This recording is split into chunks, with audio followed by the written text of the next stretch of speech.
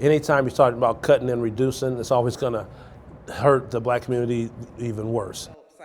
Some community leaders warn proposed cuts to Cleveland City Council could come at the cost of Cleveland's poorest neighborhoods. That's the key reason why that proposal's been put on hold. Our 5 on Your Side investigator Joe Paganakis found why some were pushing for them to begin with.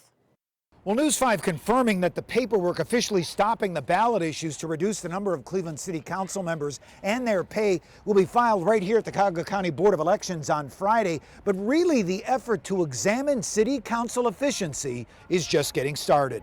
People aren't hearing from their local officials, elected officials on every level.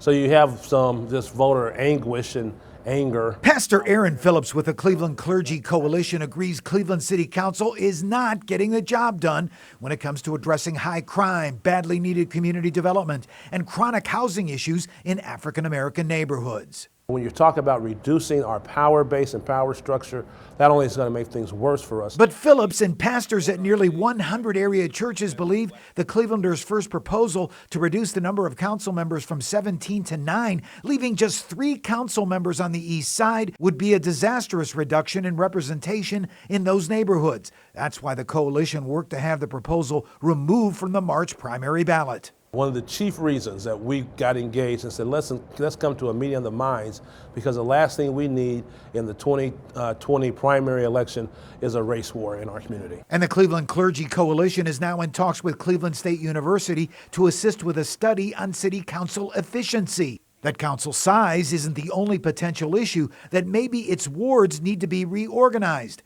Still, City Council President Kevin Kelly insists the other proposal removed from the ballot to reduce the council wages from $83,000 to $58,000 has its own set of problems. If you cut it by, $30,000, you get what you pay for in this world, and you'll get people that aren't going to be able to devote their full time to the job. And Pastor Phillips says the effort to find funding for that study on changes to Cleveland City Council will start this weekend, with public hearings on the subject starting in the late spring.